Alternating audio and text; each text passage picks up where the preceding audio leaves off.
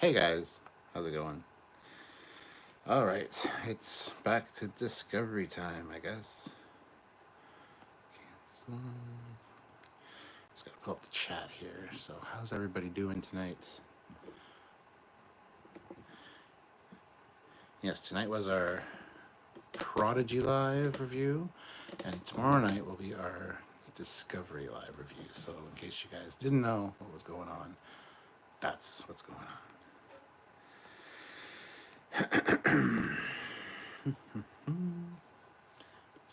Just waiting for this to load. So, oh, I still have my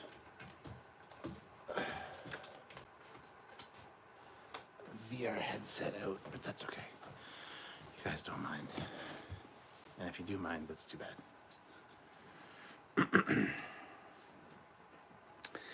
Let's see. Ooh, I got volume on this thing now. Nice. Wow, lots of comments already. That's great. But Area 51 throws in $5 from the shadow of the night for a strike. Well, I'm glad you tuned in for the first super chat strike of the evening. That's awesome, Area 51. Thank you so much. Yeah. Well, so today we're going to be talking about Season 4, Episode 1 of Discovery called Kobayashi Maru. Yes, indeed.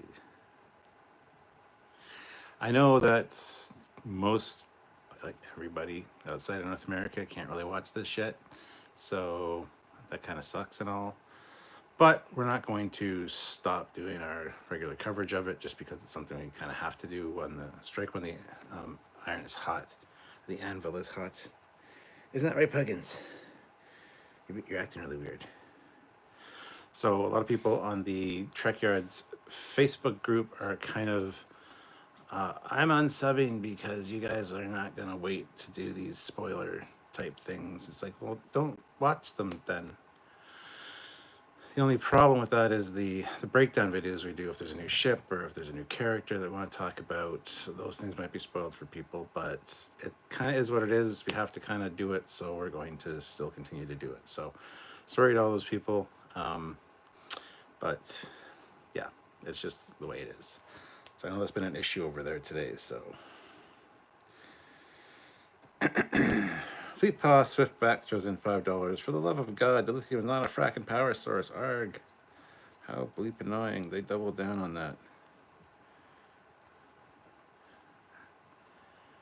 I guess they did with the satellite things, but that's alien technology as well. So it could act as a power conduit, maybe. Who knows? I don't think they really doubled down on. I didn't get that sense at all. It was to repair the satellite network. And like I said, it's alien tech, so who knows how they're using the dilithium. So, Jason 6690 $5. Dilithium is not a power source. Hey, if everybody wants to super chat $5 to tell me dilithium is not a power source, I'm cool with that. I mean, I've known that for a long time. I've spread that gospel for a long time now. But yeah, I feel your pain, but I never got that sense when I watched this episode. Even when I talked to Samuel about it, he didn't mention it either. So it's kind of, it's one of those things. I didn't consider them using it as a power source for that. Just saying. So.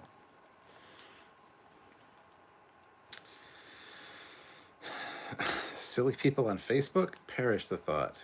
All right.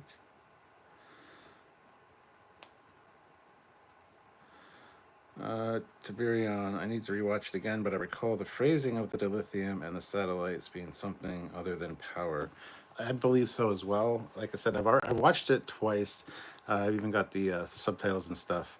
I didn't notice anything about it being a power source because trust me, I would have said something when we filmed our review, which is going to be out tomorrow afternoon. It's nothing that I brought up. It's nothing Samuel brought up, which makes me think it's a non-starter. That it's nothing that was actually said. So we'll cover it tomorrow when we do the review, which will be at 5 p.m. Well, I don't know if we're doing it at 5 or 4. We might go an hour early tomorrow, depending. So stay tuned to the, make sure you got the notification icon clicked on YouTube here, and join me, or join me, don't join me, oh my God. And check the Facebook page, because the Facebook page will tell you what time the live is going to be. Okay, Fleet Paw says there, I got that out of my system. Did ya? Did you get the dilithium out of your system? Are you sure about that? Federation presidents can go on away. I guess they can, Ozzy. So you're good to go. Also, who the fuck is the president to question Michael's decision? The president. Yeah, I know it doesn't really translate to, you know, what's going on the ship per se, but honestly, I really like the president. The actress is great. She was in Man in the High Castle as well as Hell on Wheels and some other things. Those are the two that I know her from. And great actress. Looking forward to seeing more of her for sure. I wasn't super impressed with the president character, but I think that was the point.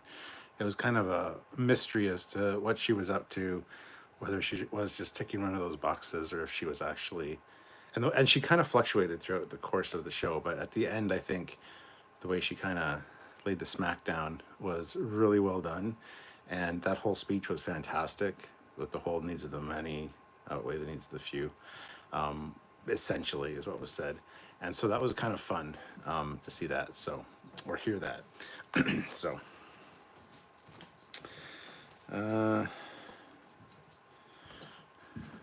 Good night, sweetie. Wait, they got a second season? Yeah, they're on season 4 now, believe it or not. I know they get canceled every season, but, you know, nobody told them that, apparently, so they just keep going ahead and doing it.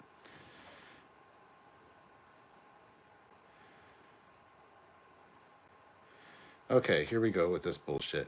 SC Scout Guy. I'm guessing the tractor beam on the Discovery is not strong enough to stop the station.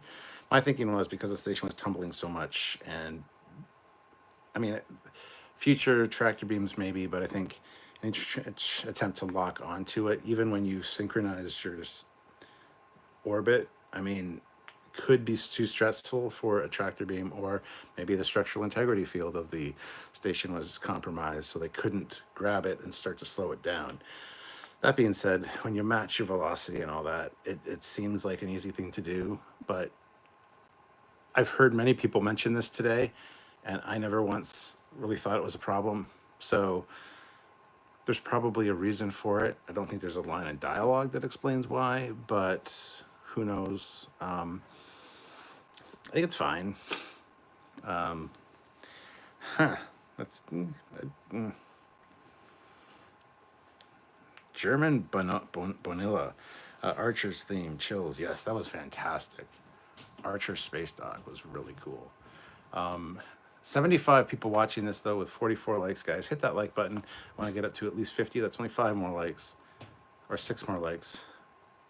44 likes right now, so hit that like button, guys. Let's get that up. I wouldn't mind getting to 75 likes. I think that's very doable with the amount of people we have here as well. And if you want a super chat, please feel free. I would really appreciate it. Last I heard, Dilithium was a power source, so if I'm wrong, please, you know, super chat $5. That might be a good thing to do. I'm gonna go there. Why do you think Bryce was not on board? Because he was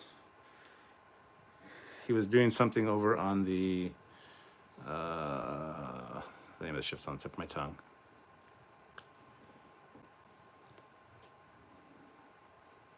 Anyway, he'll be back.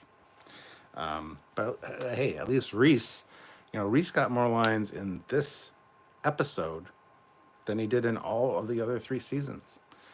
So that was awesome. Yes, the Curie. Thank you. He was on the Curie. Thank you, the Stanleys. Yeah, I was trying to remember the name. I know why, but maybe the actor wasn't available, so they came up with a reason for him not to be there, but they didn't want to, like, I don't know. It's writing.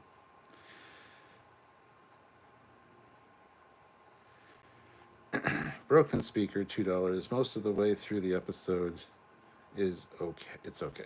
Most of the way through the episode, it's okay. Well, there you go. Alyssa Jericho, it's Reese's actor's birthday today. Ooh, that's awesome. He's in command of the big chair. He's got more lines, and it's all on his birthday, the day that it's released. That's amazing. Is Reese now the XO?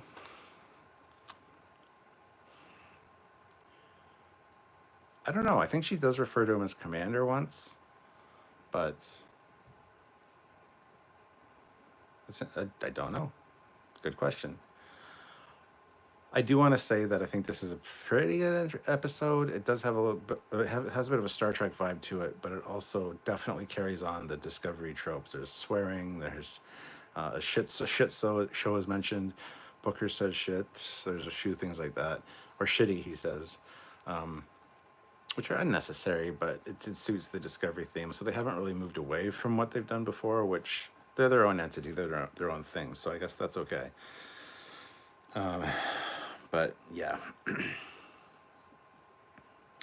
Ryan says, I was a little confused why that they hadn't had Starfleet Academy in 125 years, yet there be Starfleet officers over the years. Did I miss something? I was a little confusing. The 125 years thing was when the burn happened, so apparently Starfleet Academy just stopped being a thing when the burn happened. But you're right, they did have Starfleet officers before the burn thing got fixed, so it kind of is like, huh? Maybe they're just like mentored or like apprenticeship officers or something, and not necessarily officially trained at a Starfleet Academy. So I don't know. It's a very good point, actually.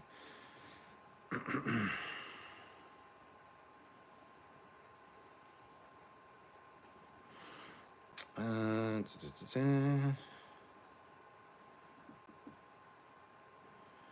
This is Jericho. I talked to the actor at Destination and mentioned he was a fellow Scorpio. He also agrees with me that the show hasn't been the same without Lorca. I miss Lorca. Lorca was great. Fleet Pod Swiftback, $2. They're all lieutenant commanders on Discovery now, other than Tilly.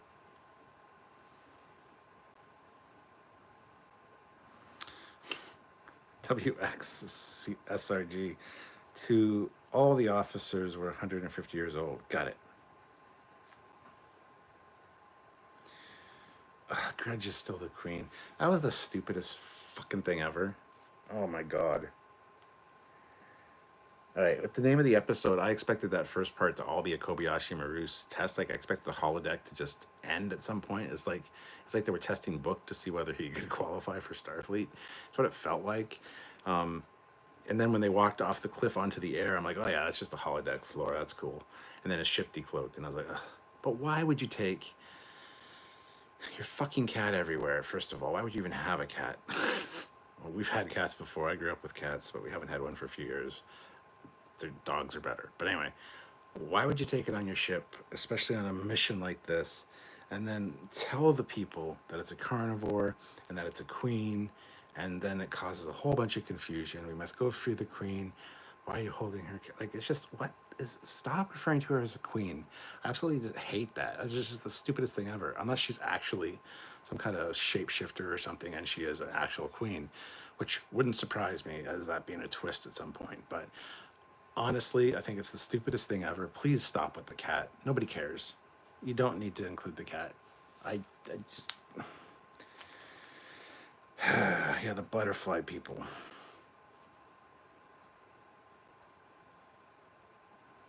The beginning was very Star Trek Beyond. Yeah, it was.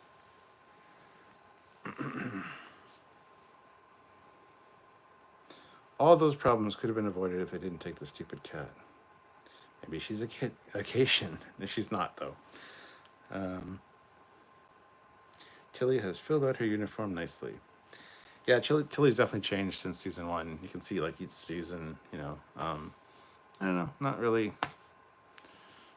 She just, I think the makeup in this one, it just wasn't flattering. It's just something about her in this one, I'm just like, So are the butterfly people a race you've seen before in Star Trek? Not that I'm aware of, no. Is the stream skipping for anyone else? I hope not. You know, one thing I should do, though, is do this. So Star Trek has the anomaly and Doctor Who has the flux. So did the writers of both shows sit down and get the ideas from one another? I mean, possibly.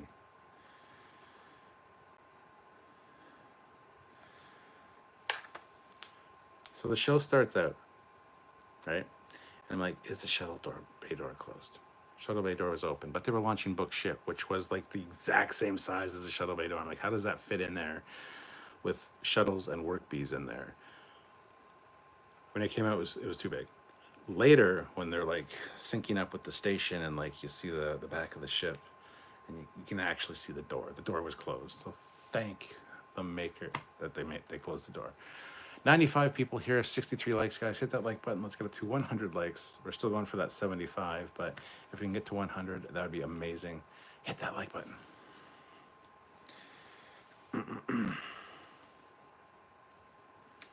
I miss Tilly's Captain Dominatrix uniform. Ah, yes. I need a drink. Hold on a second. Don't go nowhere.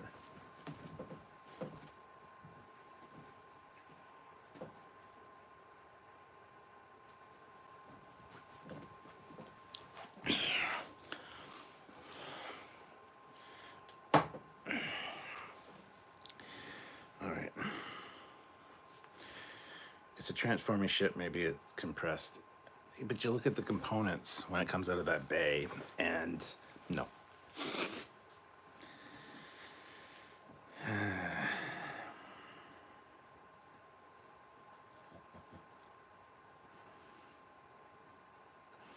So is Saru going to be the Voyager captain? Possibly. I like that. I know he's coming back at some point, but that's not a great thing. And what is the Pathfinder? Not Pathfinder. The Pathway Drive project. Pathway Drive prototype. I have it written down. I can't remember what it's called, but that sounds really cool. I'm glad it's going on Voyager. That's neat. Tiburon puts in an amazing $10 super chat. Thank you so much. Okay, the quote from the episode is, they use dilithium to stabilize their power supply. I'm getting no dilithium signatures. They're out of juice. So stabilizing power, not providing. Thank you. Thank you, Tiburon. Tiberian.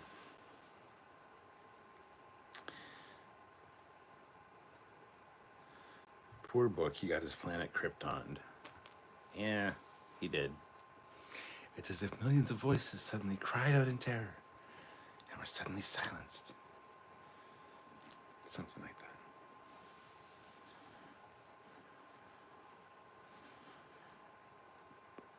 Hazrat says, I have a feeling that aspects of Enterprise are going to be key in this season. Interesting. Let me know more specifically what you mean, because I'm not quite sure what you mean by that.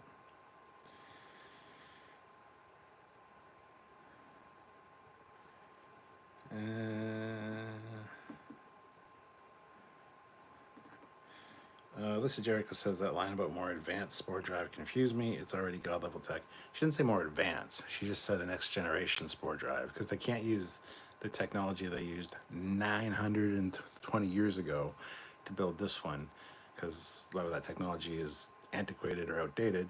So they're just going to use modern components to create a new spore drive. That's the vibe that I got from it, not a more advanced spore drive. And that's probably all off the table now that Quayshawn is destroyed, because those were the people that could operate the spore drive, like Book can. So they're all dead now, apparently. So, although he did tell his nephew and his brother to get somewhere safe, and then he flew off. So it could be that they got to a ship and they left. Like, they might show up at some point. I wouldn't put it past the writers to do that. And it's cool because I kind of like his brother. So I would be fine with that.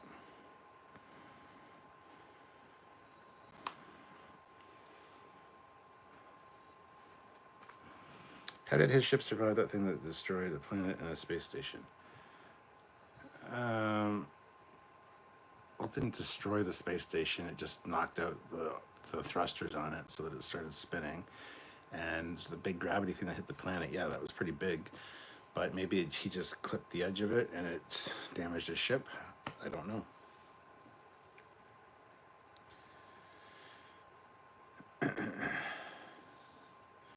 Protospore drive. It's a good one, Tim. I like that.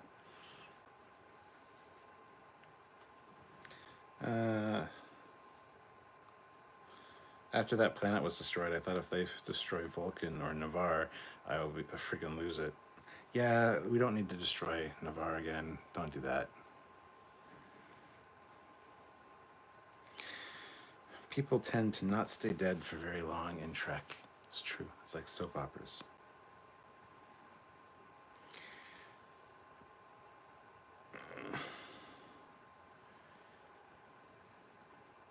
Safe Commander, they must be safe.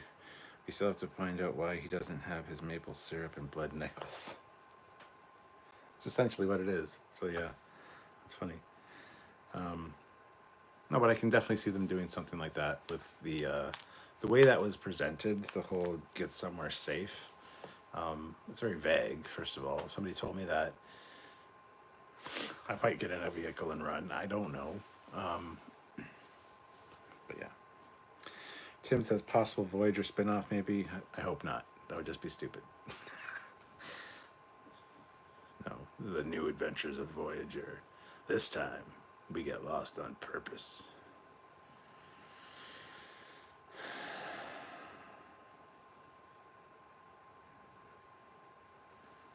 Let's see.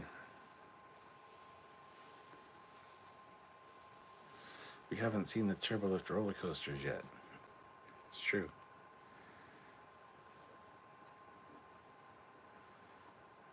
The uniforms look kind of iffy until you see the medical ones when they're in the shuttle bay. This really makes those look good. All the medical uniforms in Discovery look good. Just that the white is so awesome.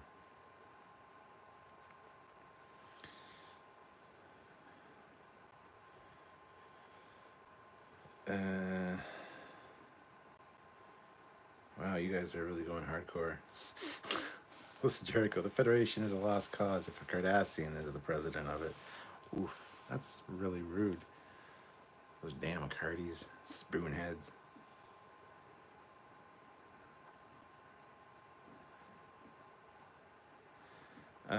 Joseph says, love seeing Vance. I love seeing Vance as well, plus his new uniform, plus his family. You got to see his daughter and his wife. Yeah, it was great, for sure. I hope nothing bad happens to Vance. I like Vance. Let's keep Vance around.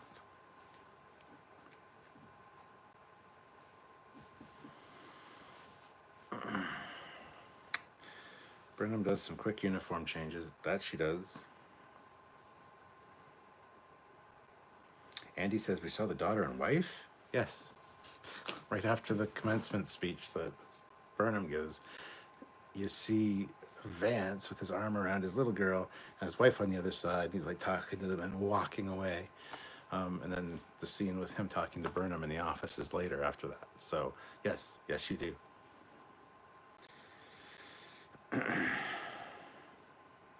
Burnham's dress uniform looked like a priest.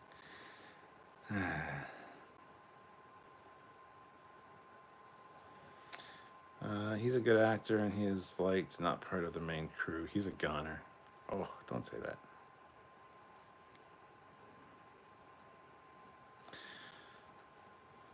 Burnham's ceremonial uniform was really nice. It's alright.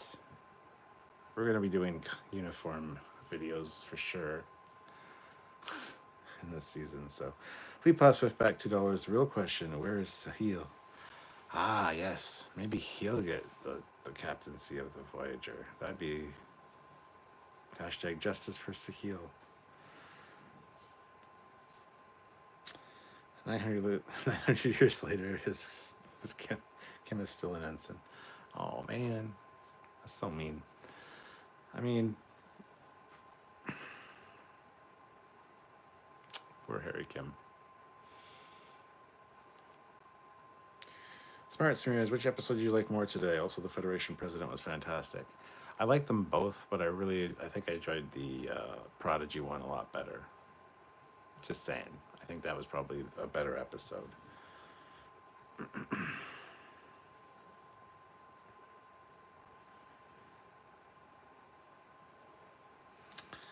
Um,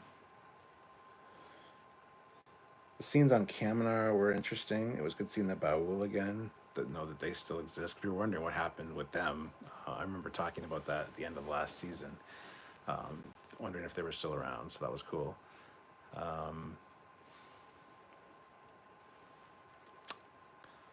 Trying to think of anything else that kind of there's a few small little things that kind of annoyed me with this episode, but overall it wasn't too bad. Even Detmer didn't really bother me, which was weird.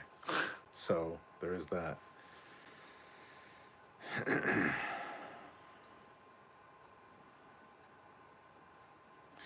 Josh says the president is a great character. The relationship between herself and Michael will be a fun to see play out. Fleet Pass says I enjoyed Prodigy more than Discovery. That said, both were good. That's what I just said. Stop stealing my words, man. Jeddick Productions. I envy you, Cap. You get to watch the new Trek. I have to wait until next year. Yeah, sorry about that. Being in the rest of the world and all. That sucks. That really does suck.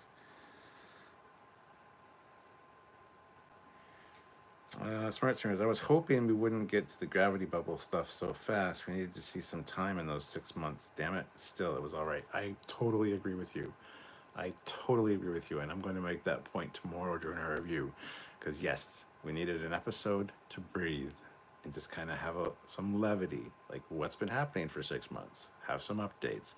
We got a little bit of that at the beginning, but not enough, in my opinion. So...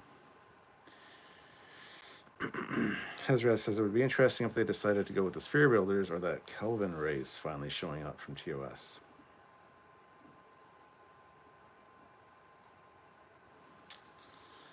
Let's see. Was the away team wearing a kind of armor? Well, they're just wearing their regular tactical get-up, so...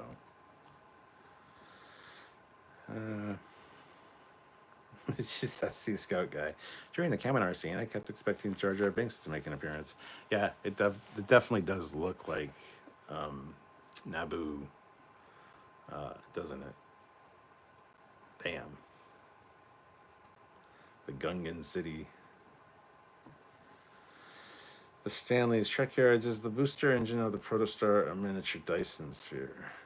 I think it probably works along the same principles. It is a protostar, a baby star inside the drive, so it's kind of the same principle, I would guess.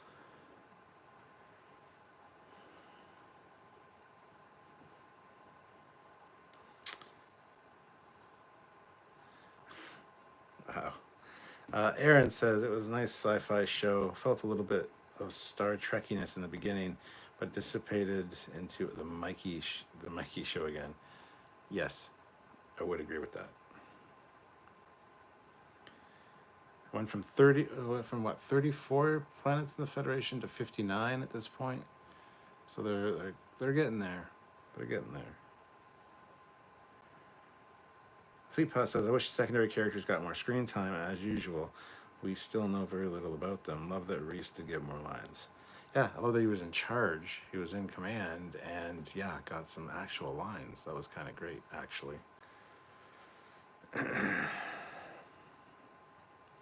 Joseph says, I wonder if they'll explain why the Disco crew has different uniforms than the rest of Starfleet aside from the gray.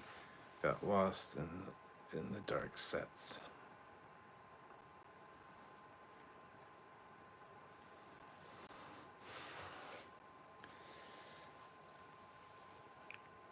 There won't be an explanation for that, unfortunately. There's not going to be a... Yeah. You guys are unique, so you get your own uniforms feel. There's not going to be any of that.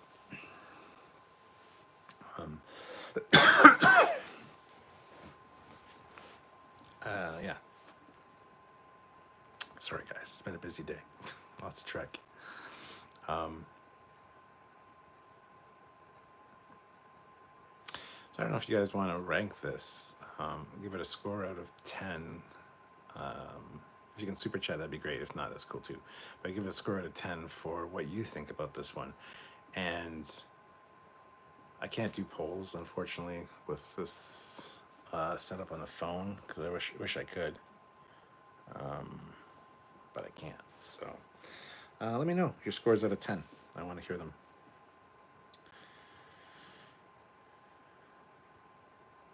Eric says, is it just me, or did the fire effects on the bridge look fake, like a Disney ride? I thought the exact same thing. I even made that. I made a reference to it in our review that's going to come out tomorrow afternoon. Who put those flamethrowers on the bridge like that?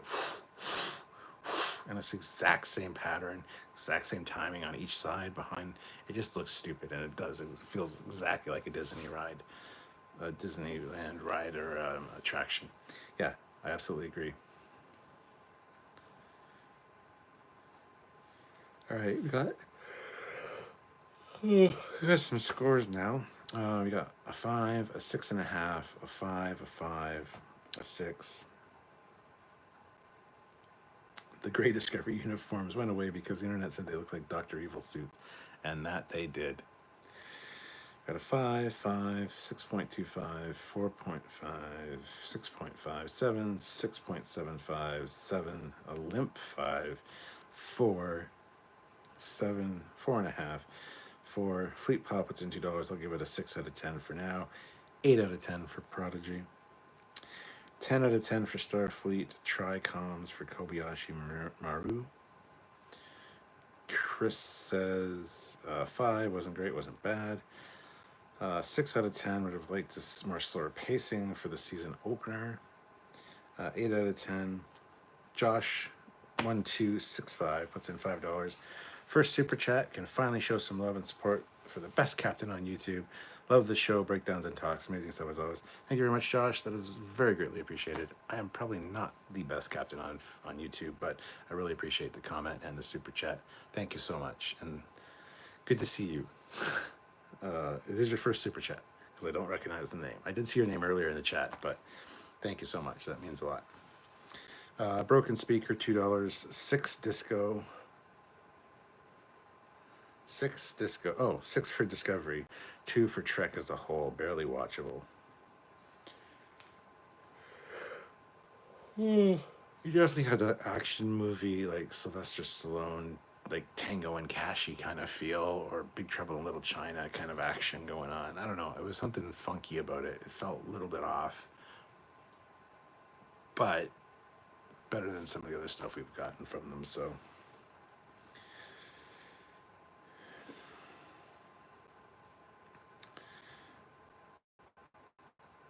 7 out of 10, 6.5 out of 10, 8 out of 10 for Prodigy. To be honest, I think every week feel the whole universe is in danger. Then I remember it's a TV show for people who have ADHD. Ghislaine Laframbeau. Sorry, I probably murdered your name.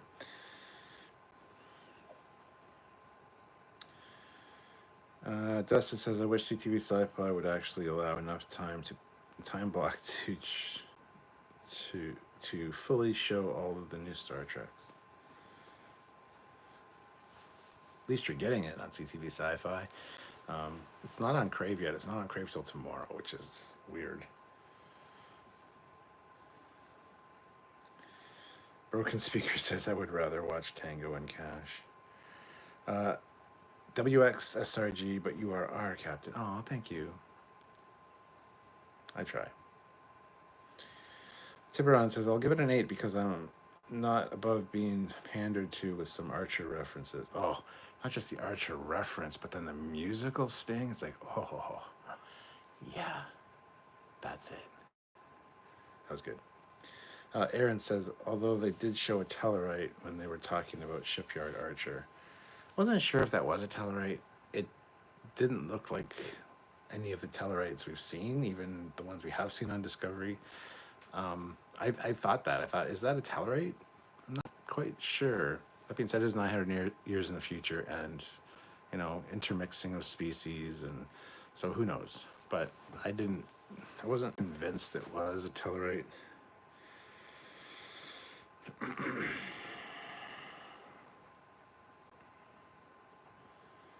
The Broken Speaker, you're just not happy. The Archer music reminded me of a better show I could be watching.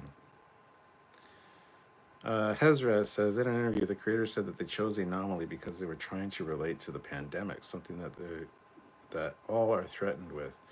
But did it really need to be universe ending?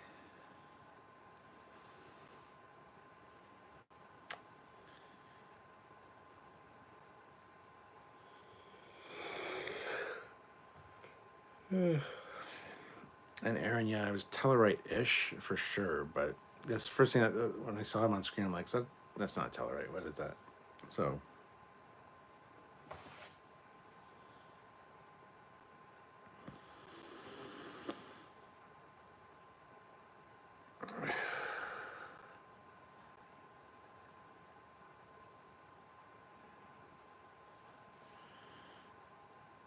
Chuck Egg Arla, how the fuck did Sam watch it? Oh, yeah, me too.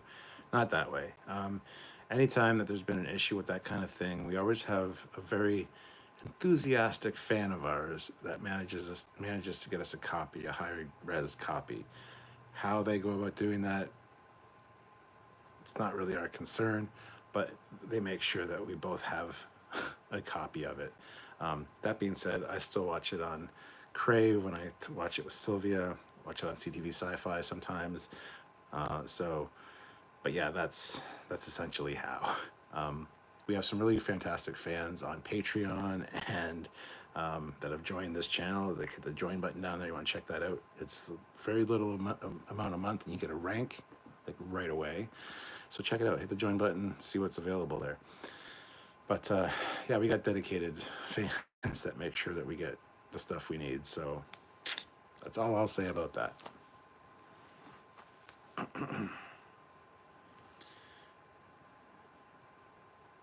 Broken speaker. I will be more positive. I like the look of the show more than the previous seasons. Looked more Trek appropriate.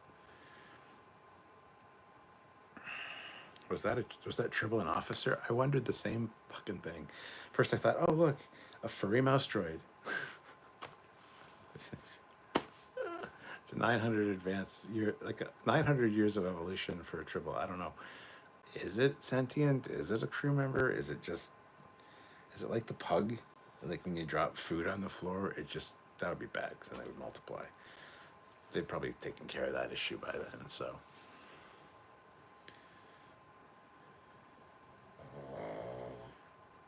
Really? You hear that? You heard that.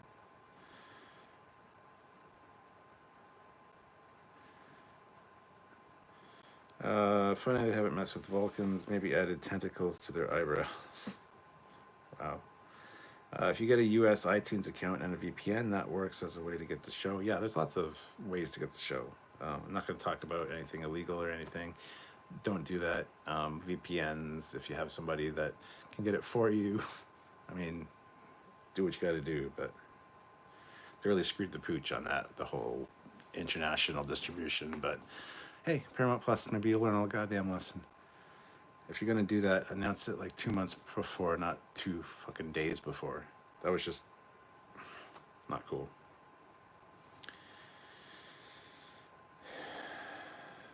It seemed like the station commander was a little paranoid. Yeah, he seemed sketchy as hell. He looked really super familiar too, but I didn't get a chance to look up what else he was in. He just looked like somebody that I know from something else. Fleetpaw says, "I hope that Tribble was desexed." No, it took its oath of celibacy. It's on record. It's fine. Donnie said, "I thought the trailer scene reminds me of the opening scene of Into Darkness and Beyond." Star Trek, love that name. I don't understand how they make Burnham travel the cosmos, represent the Federation, try to bring people back, and tell her she's a wrecking ball and not ready for testing a new technology.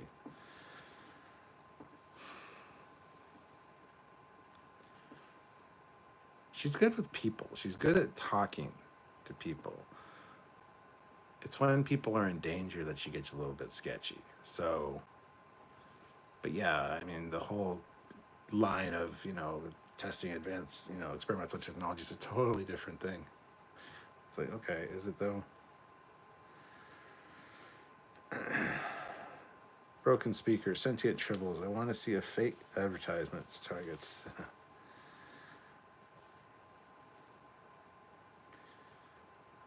They were walking on the ceiling. They had mag boots. No, he said, "Welcome to our gravitational nightmare," when they arrived, because the station was spinning and the gravitational things were out. So,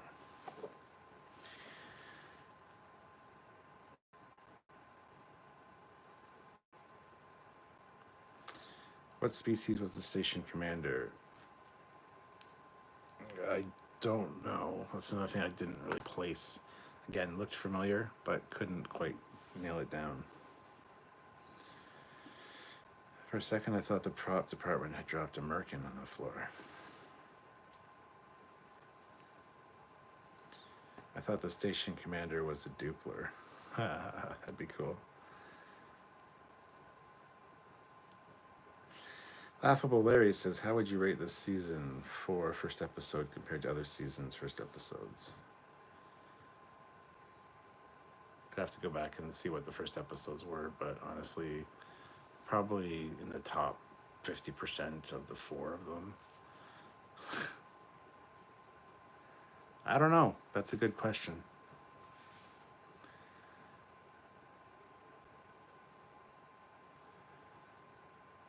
Hezraz, remember though, Burnham haters, the president did call her out on always trying to be the savior because of trauma. Can a Tribble swim? I mean, I don't know. Burnham saying she wouldn't have taken the job anyway seemed a bit weak.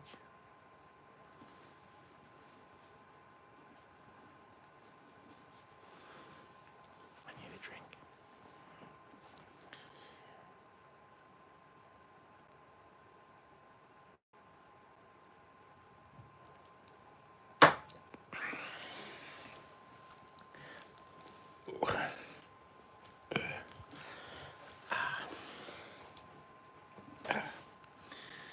My wallet is uncomfortable, I'm telling you. Moral lesson from Kobayashi Maru, no win scenario. When seeing Klingon ships gathering along neutral border, always alert and always report to Starfleet. Do surveillance. Warn the Klingons every time.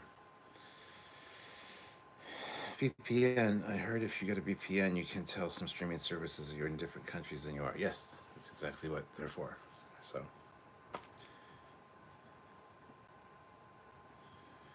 the station commander reminded me of the Zebelian trader Kivas Faja.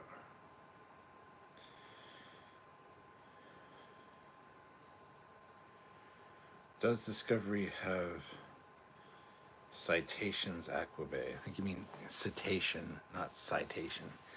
He spelled it wrong. Sorry for being an asshole, but I would say no. Probably not. Not all ships have it.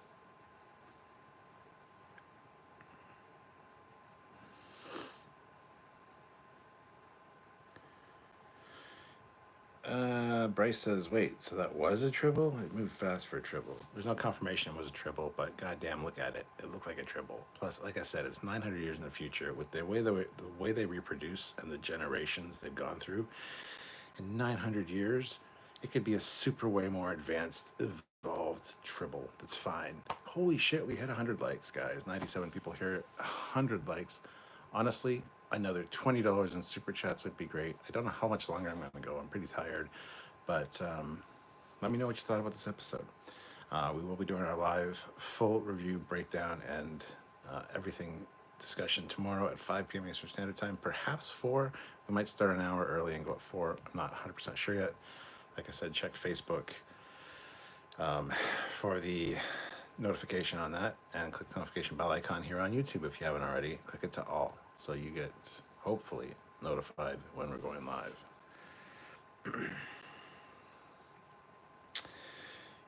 Station commander was an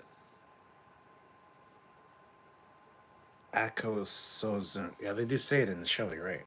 Same aliens from Children of Mars. I thought it was a driving Roomba. WXSRG. I did like that the station commander was an eating yellow and not just red. Shows that other sections can be commands like railroad military. Okay. CJ O'Neill puts in $20. Make it so. Wow, thank you so much. That's awesome. Thank you so much. Damn, you guys are awesome. Um, Cetacean Ops on Disco is at the bottom of the Turbo Shaft City. Yes. Oh, wearing a gold uniform. Gotcha. Careful. Area 51. Careful. If people keep talking about the Tribble, if that's what it was, Kurtzman will roll out Star Trek Tribble, the furry frontier.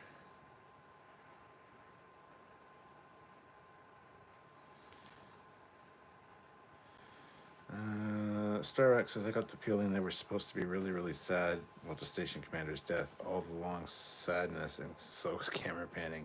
I didn't care much. I feel we need a reason to really care. Yeah, I didn't feel connected with the guy as I think they wanted us to. It is what it is. I mean, it just I didn't care.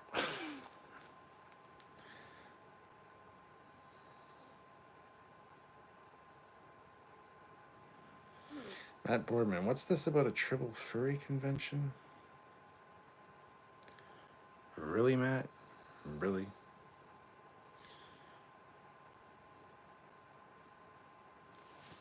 Oh man, I'm tired. I'm out of steam.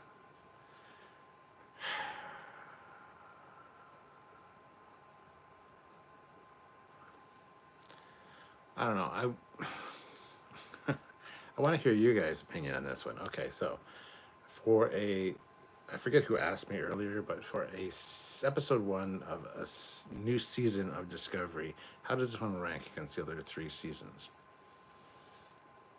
I'm trying to remember them. First one was a Vulcan Hello. Season 2 started with.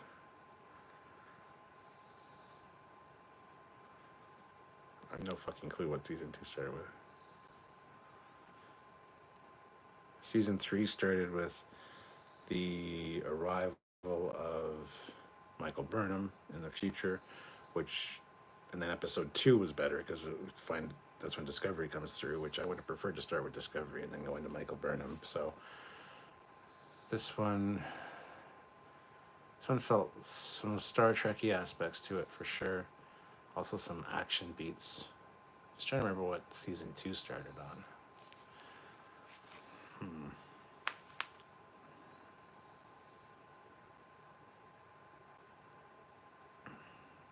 Go to bed, Cap. We will be here. I should take you to bed with me. You want to come to bed with me? Would that be weird? I think that might be weird. Dustin D. That station must have been one of the Starfleet's oldest stations because the inside looked like season 1 and 2 of Discovery era. I never considered that, but you're absolutely right. Eric says, Matt, send the Cap a big chocolate shake before he passes out. And a fudge sundae, too. Season 2, Pike came aboard. Yes, I know, but I'm trying to think of the first episode specifically, what it was about. Matthew said he'd rank it second. Season 2 started with the Enterprise broken down. Yeah, but what else happens in that episode? I remember the ship's towing the Enterprise, but Fleet Palace says season 2. I know season 2 was Pike. I get it. What was the first episode about? It wasn't just, hi, I'm Pike. Look, the Enterprise is broken down. Roll the credits. Bye, everybody. It was great being here. Something must have happened. I need to know the story plot, story points.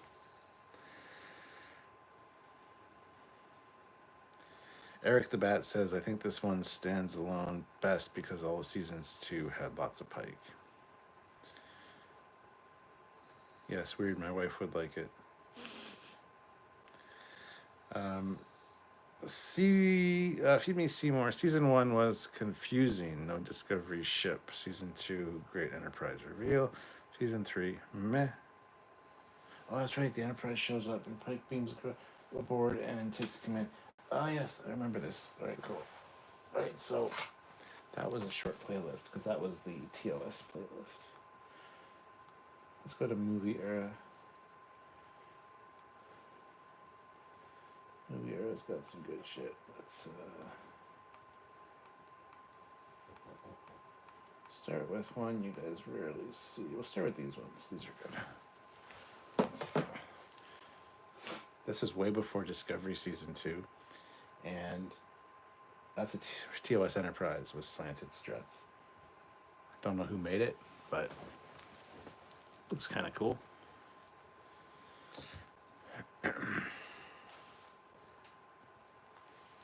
Bryce says, you could have a cute exocomp and a super triple and one of those little aliens from Star Trek Beyond, and the captain's beagle and a few other cute and fuzzies.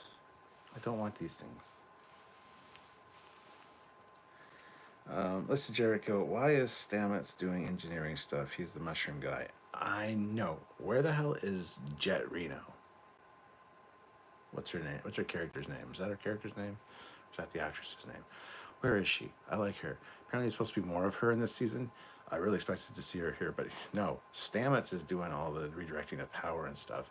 If she's all of a sudden in the next episode, it's like, where were you in the first episode when there was actually a fucking emergency?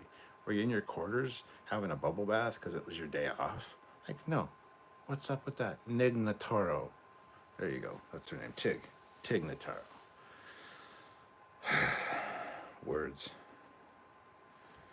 7 signals or something. Oh, yes. Don't they go to Dilithium? Probably. They were looking for some red blinky things. Rescued the ship that was stranded on an asteroid. Ah, yes. The Nightingale class. Oh, I can picture the ship. Either this anomaly is a space weapon for another universe, or a sphere builder crap, or some weird thing. First episode was a Priority 1 red dot in space. Hiawatha. That's it. The Hiawatha. Thank you. I don't know where I got Nightingale from. Hiawatha, Distress, and Jet Reno. Yep, sounds about right. Season 2, episode 1 was called Brother, about Spock going crazy on the Red Angel. Gotcha.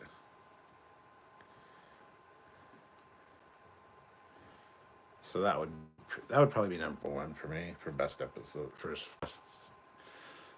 season opener, because that was really cool seeing the Enterprise and stuff like that, and getting Pike. So yes, I think that'd be number 1 for me.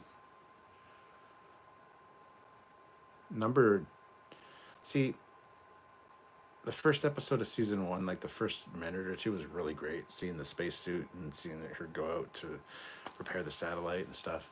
That was really cool. It really was like, ooh, a new Star Trek series. And then it just went downhill from there.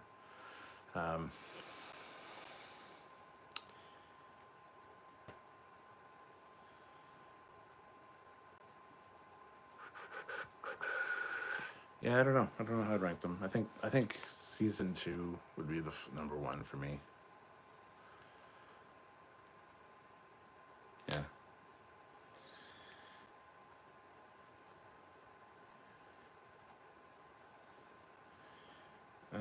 The Star Trek feeling one. Yeah, that one. Gerald says, moral lesson, never ever patronize the Klingons about the Kobayashi Maru. Just try to minimize conflict. Allow the Klingons to help participate in the rescue. See? I passed the Kobayashi Maru test. Bryce says, Grudge and the Beagle, descendant of Porthos, and one of those little repair droids, and a super triple. I can make this work, actually. The actress is Tig Notaro. Okay. And yes, the character is Jet Reno. Okay.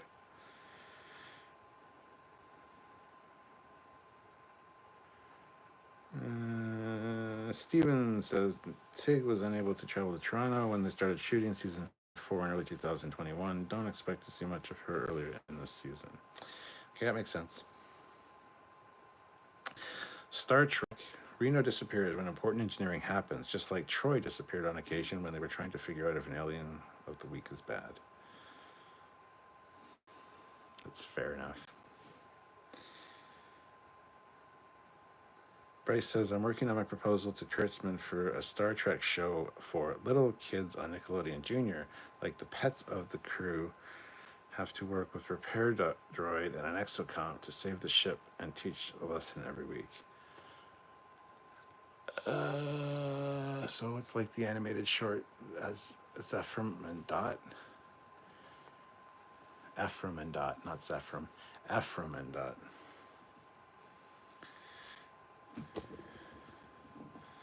I'd rank the openers 2, 3, 4, and 1.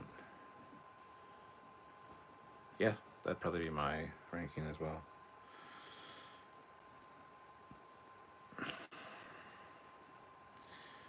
Star Trek. But how would the writers show the viewers emotion and feeling if the captain and Federation president unprofessionally fight and question each other in front of the crew during the whole episode? Right? Bryce says, Tig already had to deal with the breast cancer. I hope her health improves. She had a total mastectomy, and I like how they don't hide it or explain it on Discovery. Yes, I had heard that. That's really shitty, but hopefully she's doing well. I do like her.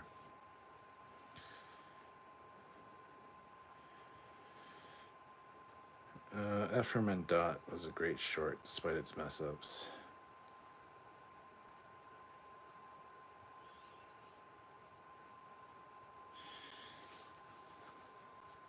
It was all right, but there were way too many mess-ups.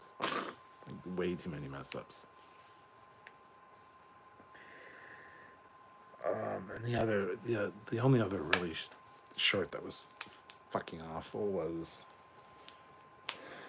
the girl who's among the stars, or that other stupid animated one with the young Burnham. That was just dumb beyond dumb.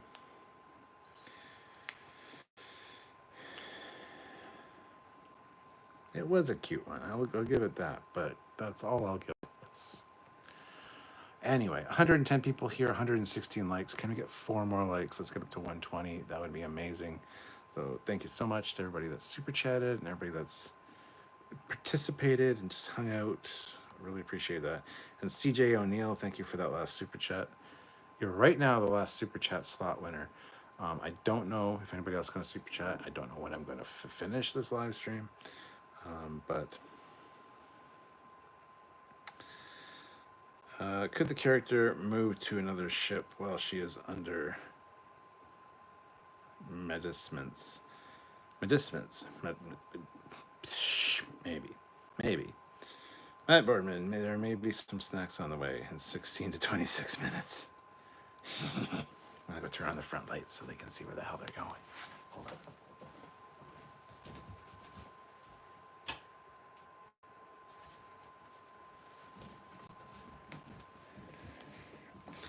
Oh, Matt.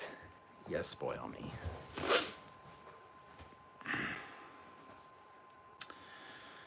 All right. So my question is, if the president was on Discovery looking for her short list of Voyager captains and Burnham wasn't on her short list, who is she on board that is on the list? Makes you think. Things that make you go, The Darth Eddy, Ask Not would have been one of the best short treks were it not for that ridiculous floating modular prisoner mask used on Pike in the Enterprise 1701 engine room, looking ridiculous. Yeah, that was a really good short, except for those things. You're absolutely right. Hezraz, is it the new Federation or is it the third iteration of the Federation? Remember how Agent Daniels told Archer that the Federation was somehow rebuilt around the 29th century? Yeah, but I think that might be a different timeline altogether. Maybe. I don't know.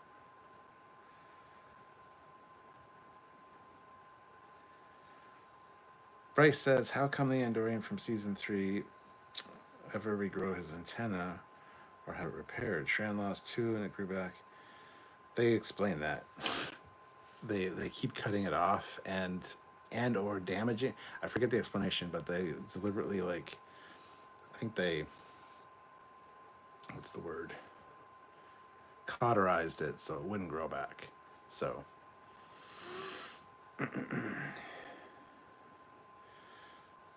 Lower than the lowest deck says Paramount pulling Discovery from Netflix caused a huge internet spike in illegal sites today, especially in Australia, where they have said 2022 March release for season 4. Wow, March, eh? And if people can have to get it illegally, I mean that's on Paramount Plus. Honestly, like I just don't know what else to say.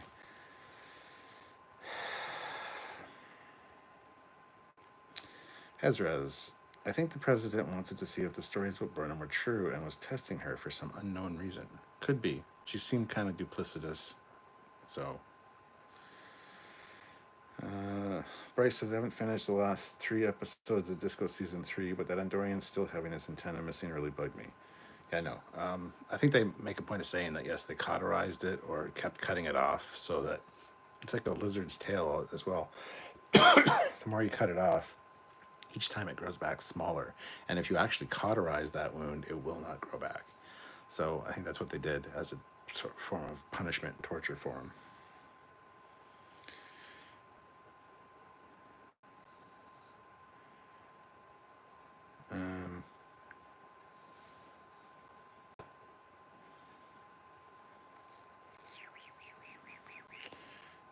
Dorothy says Paramount Plus better get this straightened out before Strange New Worlds premieres, or else this week's anger will absolutely pale in comparison. Yeah, they better have their shit together worldwide for Strange New Worlds. I don't have a better word right now. My French English brain have some mistake, but hope the actress comedian Tig Notaro, who plays Janet Reno, gets better soon. Yes, I think we all agree with you there. Matthew says, I feel this was the strongest season start. I felt like a real original Trek series since it's in a new era. The Discovery is upgraded and the world makes sense in its own little sector of Star Trek. Yeah, I mean, that's one of the things that grabbed me in this one. The first 20 minutes or so definitely felt Star Trek. Then it kind of devolved into an action movie shoot 'em up. Well, actually, I shouldn't say the first 20 minutes. The whole scene with Book and Burnham on the planet, it was a little silly, especially when the butterfly people got their wings and their face masks. Looks like they were going to like a Eyes Wide Shut party. An orgy. Or they were like a defunct villain out of a Marvel comic. Just like, eh.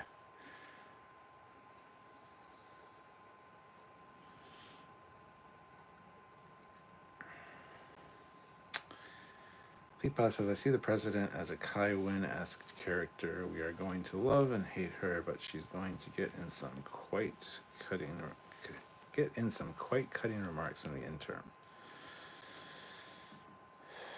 Bryce said, wait, Daniel said, what? What episode? That might have been another good timeline. Yeah, maybe he also said that about, depends on what you mean by Earth, when asked if Earth was still around. Yeah, we got to pull up some Daniel's quotes and see if we can figure some things out.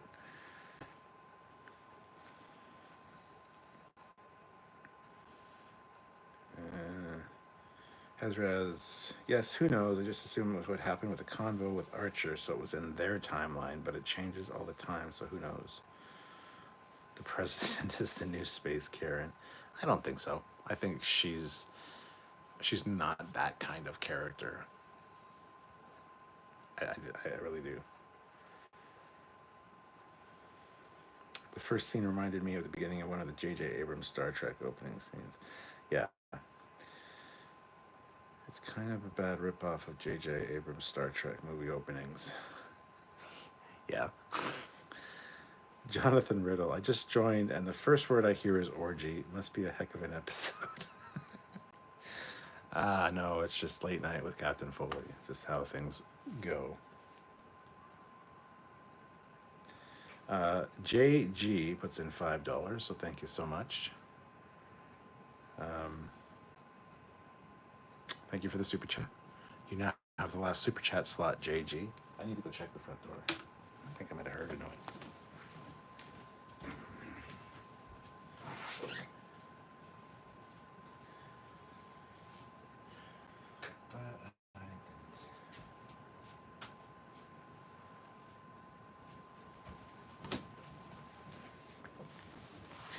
'tis not here yet.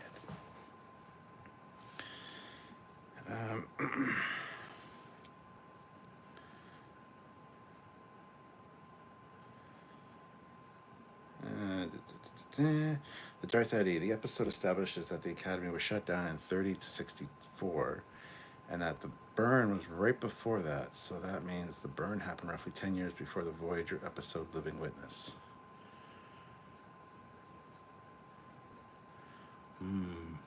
That kind of messes with things a bit.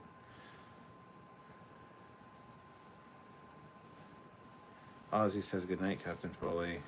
Good night, Ozzy. Are you leaving? I wasn't leaving yet, so I'm leaving soon, though, probably. 126 likes, guys. If you haven't hit that like button, let's hit it. Let's get up to 130, at least.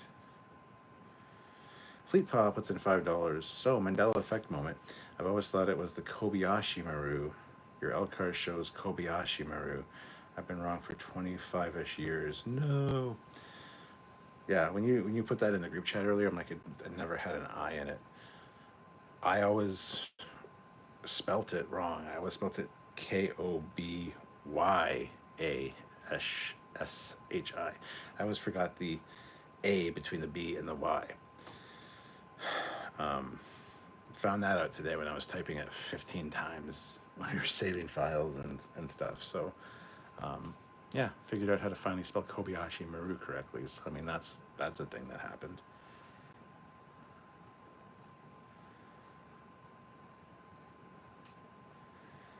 Hey, Captain, random question. What's your favorite Eaglemoss ship? I just started my collection. Favorite Eaglemoss ship? Honestly, the Vulcan Warp Sled is fantastic, as is the Katinga, the XL Katinga.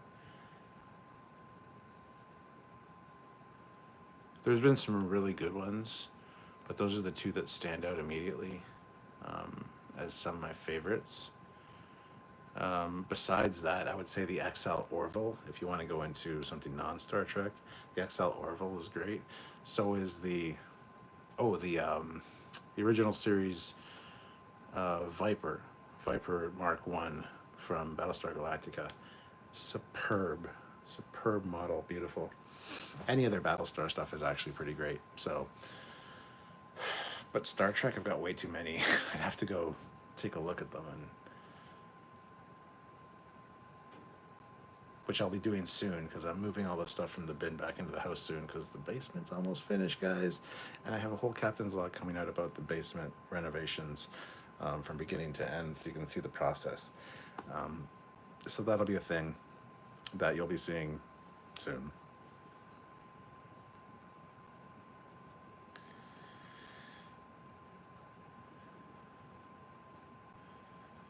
The Voyager J would look amazing as a desktop Eaglemoss ship if those big plastic clips weren't keeping the nacelles in place.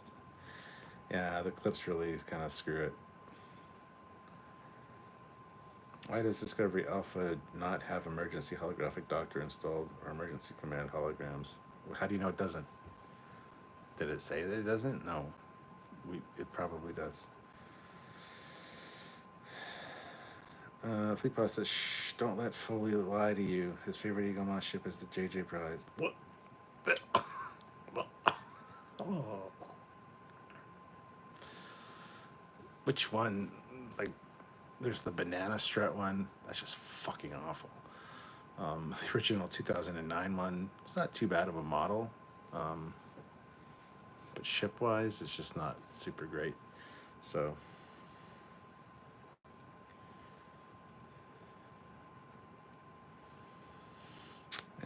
by the time Discovery now, do you think most of the Milky Way galaxy has been explored? Humans crossed the oceans, they went to space, then other planets, etc. Makes sense to go to another universe. I wouldn't say another universe, another galaxy, but not another universe.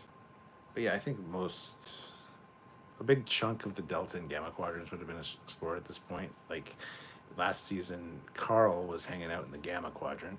That's the Guardian of Forever, so... I don't know. Jack Gardner, $5. New Federation, don't F around. They kill captains and gas planets for their coping. with loose with loose training. What? I'm confused by the whole comment. You're tough on the Andromeda Ascendant in Gene Roddenberry's Andromeda with Kevin Sorbo. I'm just not the biggest fan of the show or the ship. Eric says, I'm sure Kat tries to spread the nacelles apart on the JJ Prize. Not that one, because it would break, but I do have like the little Hot Wheels one, just a little like binky car size one. And yeah, I spread the nacelles. It moves them down though, so it actually looks like the Aegis when we play Bridge Crew and you use the Aegis. With the nacelles down further and spread apart, it looks like a great ship. So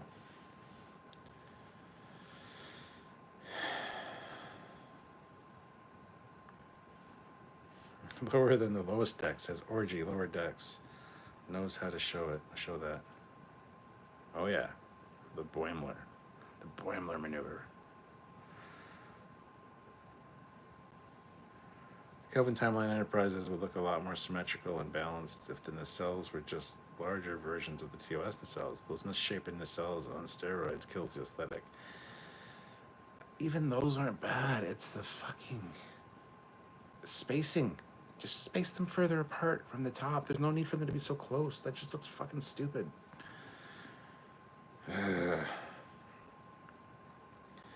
Eric the Bat, I think regular warp drives by the 30th century are as fast as transwarp. I would say probably, yeah.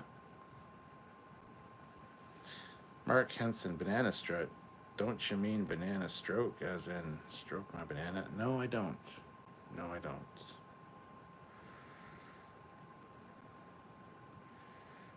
Is the TNG Romulan ship from Eagle Moss any good? Do you mean the Dederidex? And do you mean the regular one or the XL? I have the XL. I don't think I've done a review on the XL. Or have I? There's a few I have to do reviews on still, but with everything being moved all around, I just not doing anything with them right now. But I need to go back through my list and see. But I don't think I've done one on the XL Dederidex, actually. That should probably be one of the next ones I do. Ezraz, I did it again, laughing my fucking ass off. Have the anomaly come from the Andromeda Galaxy, not universe, galaxy. Good lord, I'm having trouble tonight. It's okay, man. It's okay.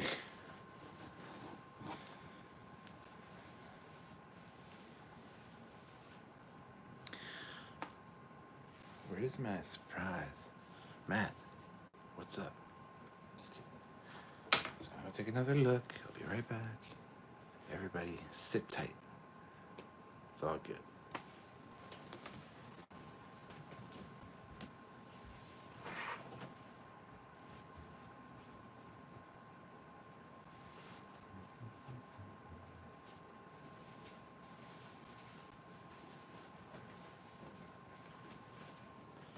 And today at Starfleet Academy, we will be teaching you about sensor analysis. As you can see, we have a waveform here. This waveform matches one of the waveforms in your textbook. Please turn to page 181 and let me know what this represents in your sensor analysis section of your book.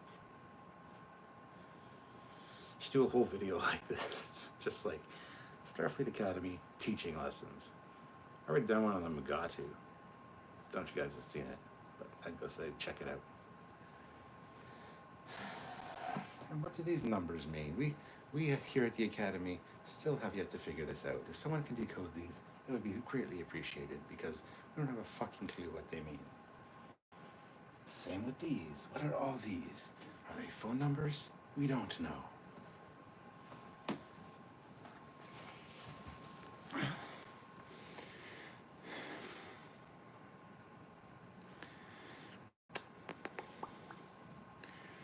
All right. Did we get a name drop for the USS Kirk in this week's episode?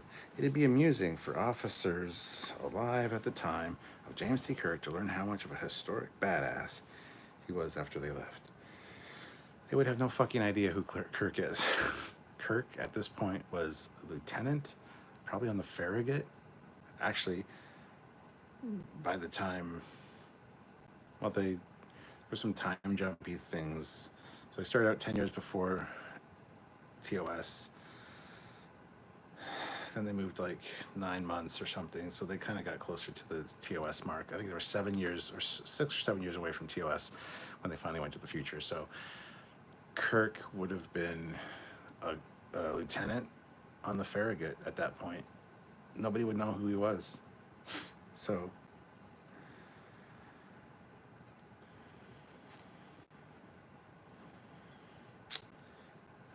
T-minus 8 minutes to arrival. Ooh. William, anyone check out the new Trek models at Walmart, Disco, Enterprise, Reliance, Shinzo, etc.? Ooh, nice. Those are probably all the Polar Lights Up models. You should put on some pointed ears and nerdy glasses. In today's lesson, we're going to be talking about shuttle bay systems. This is the main shuttle bay. As you can see, there's a lot of activity and craziness happening in a shuttle bay on any given day and time. So please be very careful. Lots of safety protocols are in effect during the time of any shuttle activity. As you can see, we have different elevators which lower the shuttles to the storage facilities underneath the bay, therefore keeping the actual hangar itself clear and devoid of any clutter or anything that could cause any kind of accident with any incoming vessels.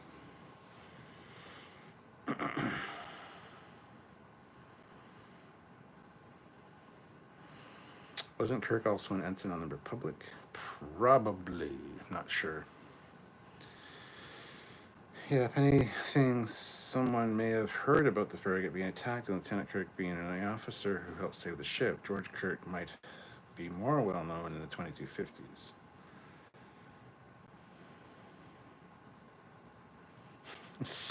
Ben Stein's voice. Foley. Foley. Foley. Yes. And if you wait 5 minutes, Zulu will crash land on the shuttle bay floor, in which case we will show you emergency landing plan B, as in barricade. There is a safety net, if you will, pardon the pun, for any craft that needs to, let's just shut up now, preventative maintenance with numbers everywhere.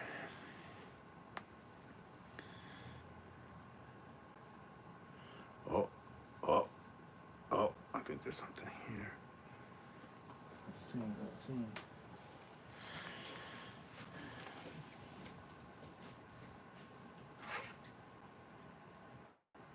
Yes, I believe so.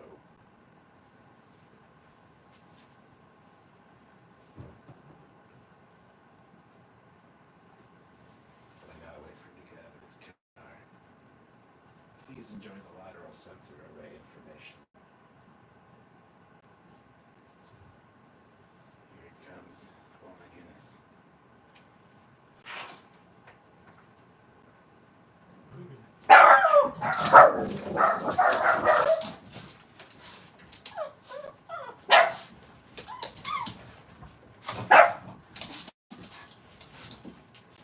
That's enough.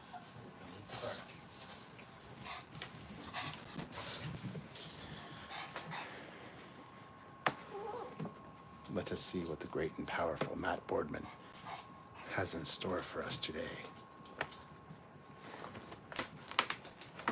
Thank you, Matt. The dogs are very interested as well. Precious.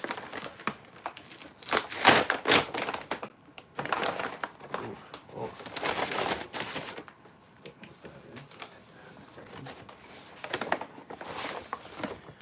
A chocolate shake, which I'm gonna have to put there, I guess. Oh, chocolate fudge sundae. Oh.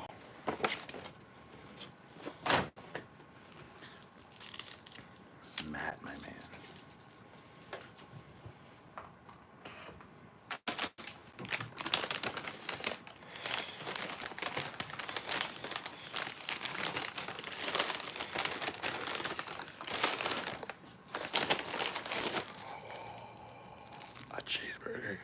God.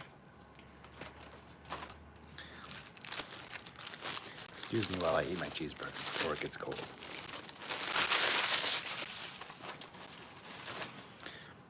Thank you, Matt.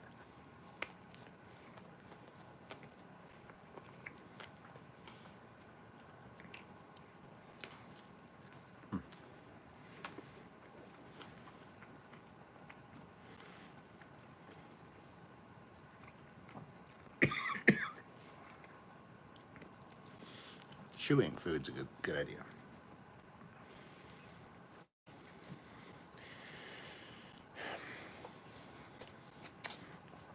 All right. Bryce says I'm poor and having to scrape just 2 C or matinee of Dune tomorrow. Oh, scrape to C. Okay. Hopefully, Afterlife hangs around a few weeks till I have money again. Hope to see Eternals 2, or I sell my body again for sex, or just science. Yeah, I will be checking out Ghostbusters Afterlife this weekend, I believe. So thank you very much, Matt. This is amazing.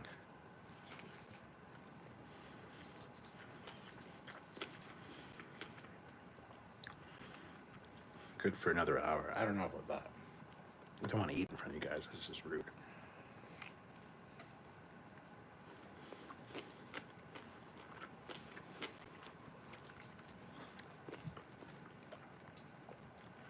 What the hell is Foley beating his dog? No.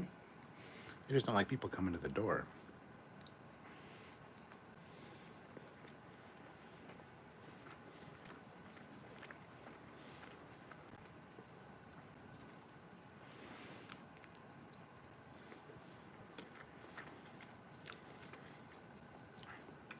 Sorry, guys. A boosted fusion bomb.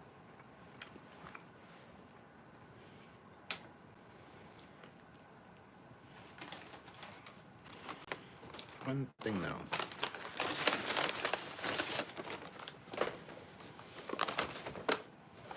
Okay, they did.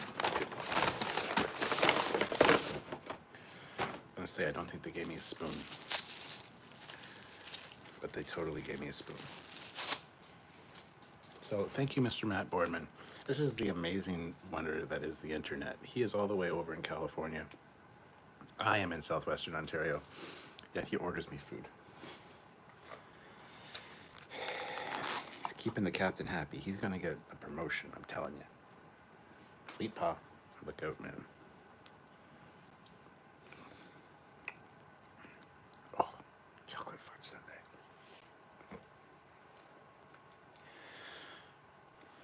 Do you guys have Taco Bell yet? I mean, yet. We've had Taco Bell forever. Yes, we have Taco Bell.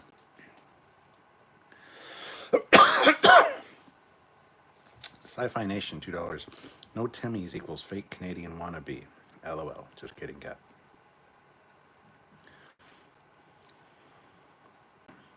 That's why I prefer cats. They don't care who comes to the door.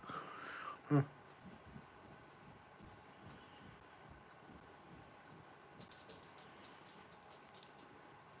the dogs are both here like, so where's our food? But you don't get any. You can't have chocolate. It's bad for you. You're not the chocolate shake. You can't have that either.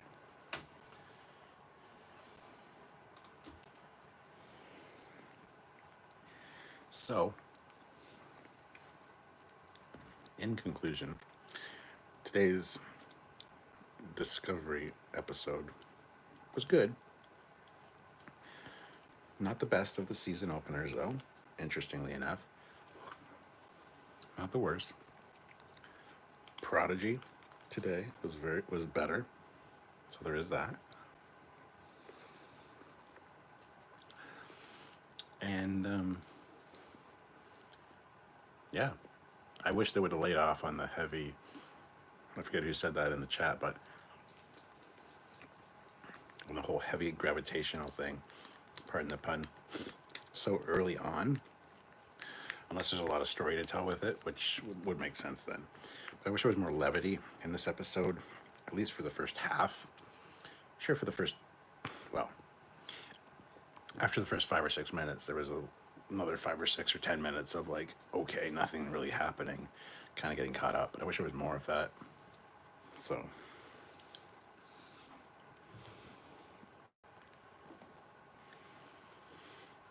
let's see.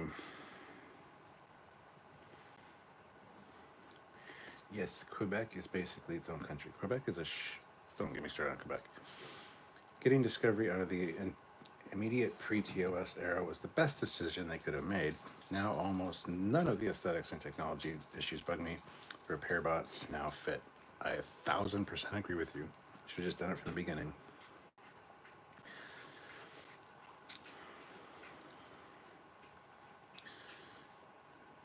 Matthew says, "Do we like Prodigy here? I like it, but hate the main in purple character. His name is Dal. You know, Janeway, even as a hologram, sees through all his crap.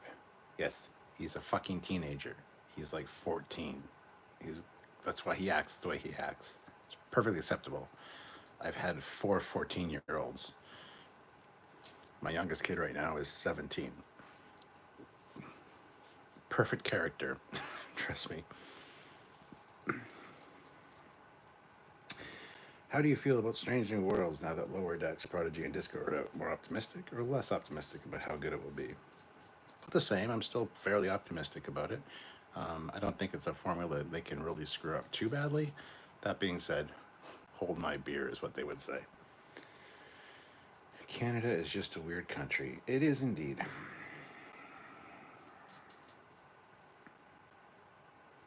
Seems like a middle-aged white man chat only. What the fuck is kind of comment is that, Clayton?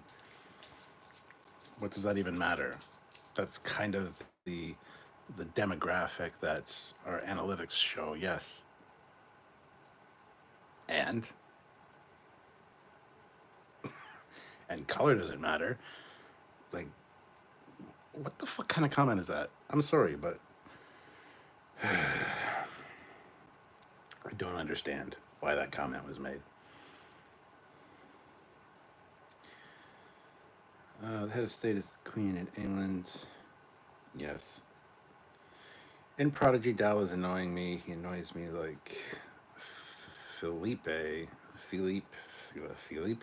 in the Expanse. Okay, sure. Dal is fine. He annoyed me in like one episode, but he's fine.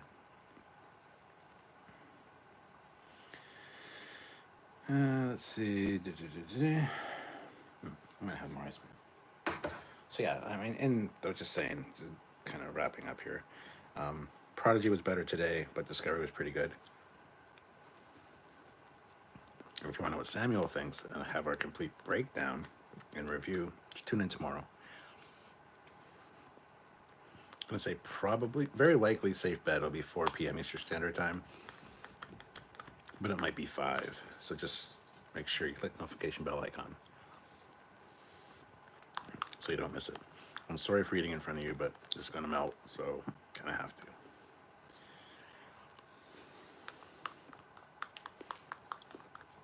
And Matt saved my bacon. That was awesome.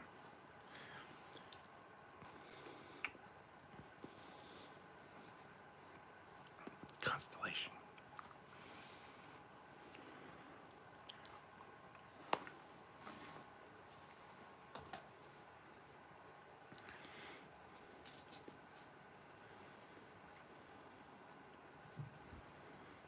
Clayton, what's your issue, dude? What demographic are you? We welcome everybody here. I don't know why you're making an issue out of... Like, that was just the silliest fucking comment I've ever seen. That had nothing to do with anything. If you don't like it, don't watch. Simple.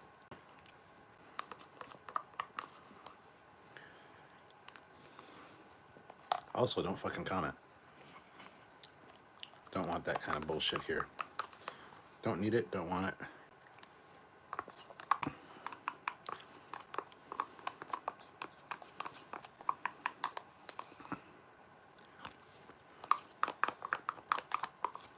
Sorry, guys. Enjoy the Elcars.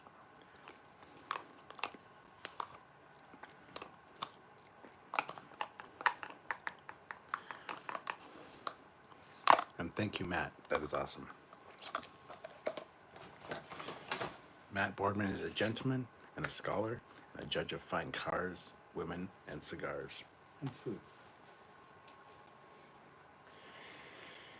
Now for my shake.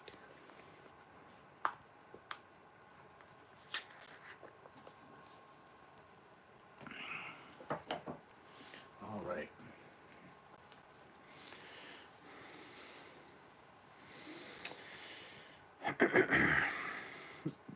Mark Henson, I still want to see a short trek where a salt vampire takes a ride to Woodstock with some stoned hippies in a van in 1960. Okay. Hezraz, short treks would be interesting to have. You can resolve certain things in past series or give more info. Have an episode with something concerning DS9 or Enterprise. I 100% agree. And one thing that I think Star Trek needs to do is a Star Trek What If series. What if Spock had stayed dead? What if Decker had, what if Kirk died in the Doomsday Machine? Shit like that would be interesting.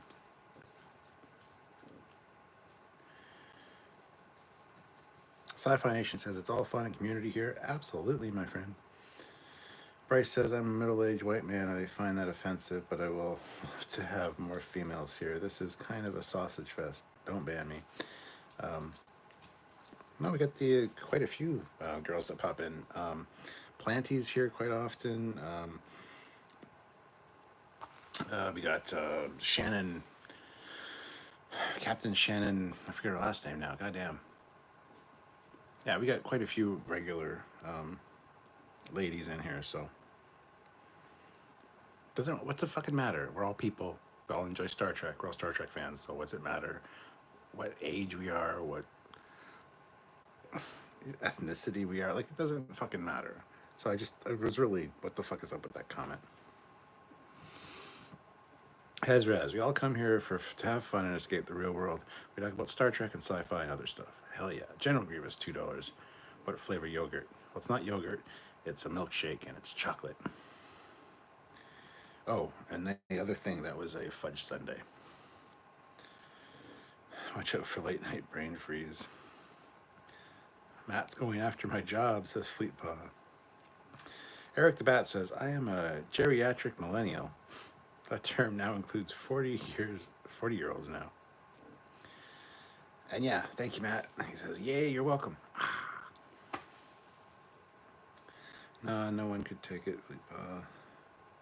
Eric the Bat, what if Picard never got returned? Yes. There's a lot of what ifs that would be awesome in Star Trek. What if Starfleet replaced the TOS Constitution class in 2260? What if Ensign Sonia Gomez hadn't spilled her drink on Picard? Whew. Shannon Murphy, that's her name. Thank you, Fleetpaw. I never assume gender unless it's stated. And you're right to do that. Yes.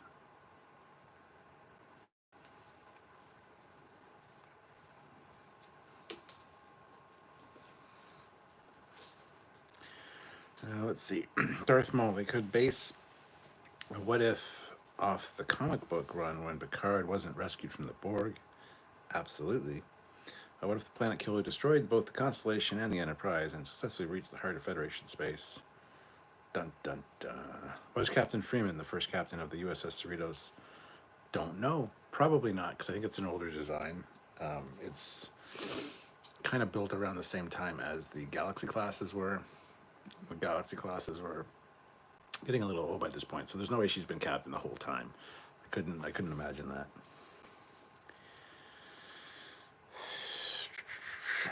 Hezraz just had an idea. Thought through animation they could redo the Star Trek Enterprise series finale. Fuck yes, they could.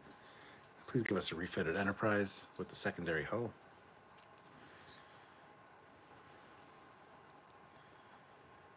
Clayton says, I've watched every channel of this show for over 6 years. Watched every channel of this show. Okay. And he goes on to say, if I hear Commander Calkins complain about the writing one more time, I'll vomit. Well, there you go.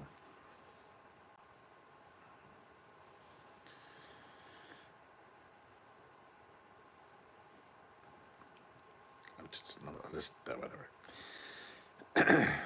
What if the Discovery were never a spore drive testbed, but a normal Starfleet ship receiving normal assignments? What if it didn't have a goddamn hashtag turbolift planet within it? Oh my god.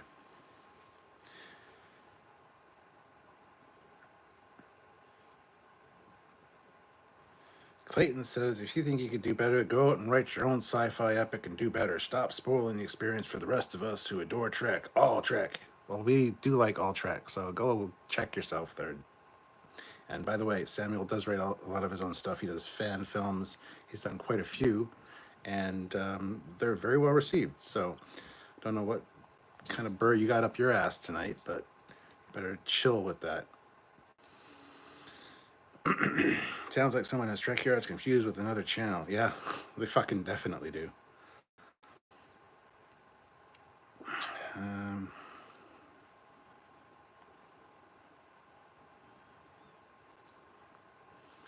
As for this discontinuity rubbish, it's a TV show. It has to update or it dies. Whatever, but whatever. Wow. Wow. That's great. And Samuel does digital renderings. A truly talented guy. Yes, he does a lot of sci-fi or a lot of fan film special effects. He's actually the new fan film effects awards, or the awards ceremony was going on today. He was reading me. He was nominated for 5 of the 6 awards. The other guy that was nominated was Tobias Richter. And if Tobias Richter wins that category, he'll have won 7 years in a row. But I think Samuel deserves, some love because he does so many fan films and work with so many creators. So, let's see. Dustin says I would place the California class as being built as being a test bed, as being built and tested from 2347 to 2359.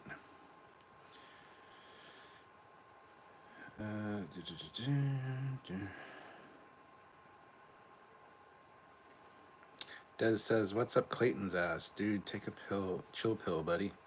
I don't know. I must. I could say something. I'm not going to. I don't know.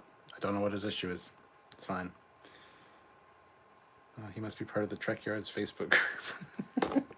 Yes, the toxic fanboys. Yes.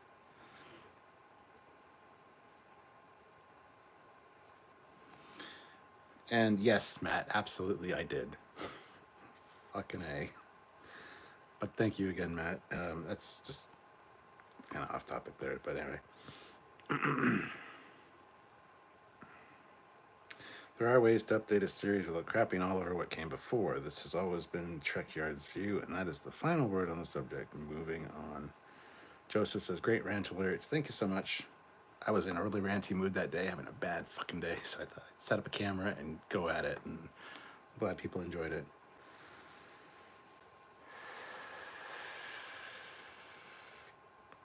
Nah, Cap, it's never fine. Put hat-ish out there about channel conduct.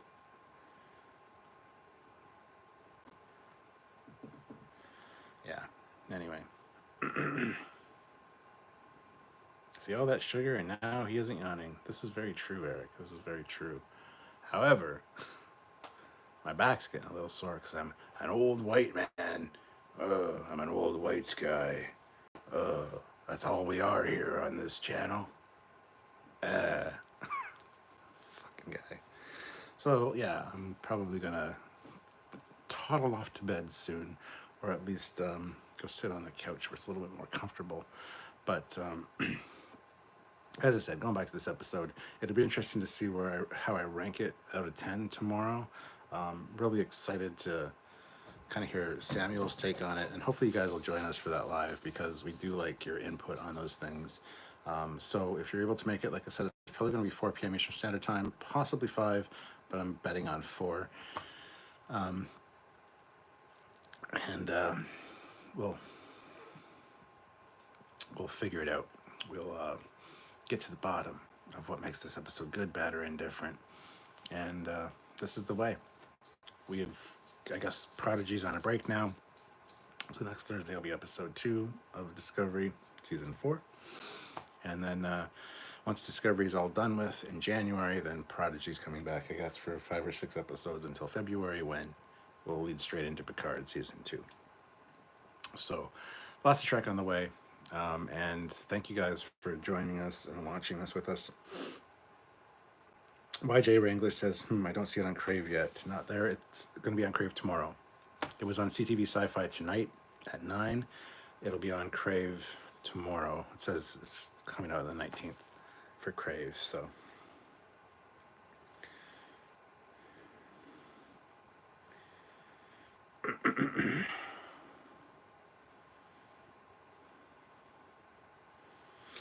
Dustin says, I'm tired of the season being split up. I am too, but at the same time, it's easier for us because we don't have to worry about 2 shows every Thursday.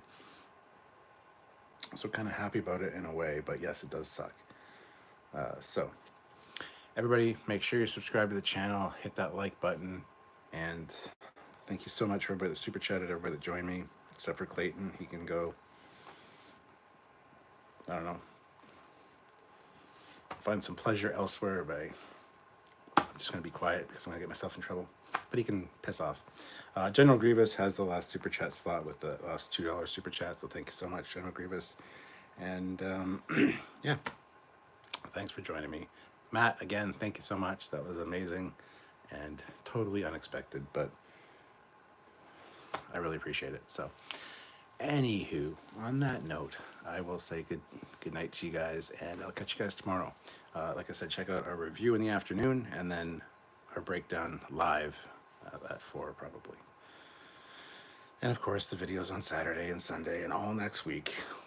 We got a lot of stuff to talk about this week because we have 2 shows to discuss, and they were both very good with some really cool stuff in them, so check it out. Anyway, guys, until next time, I'm Captain Foley, signing off. Have yourselves a great night. Bye, guys.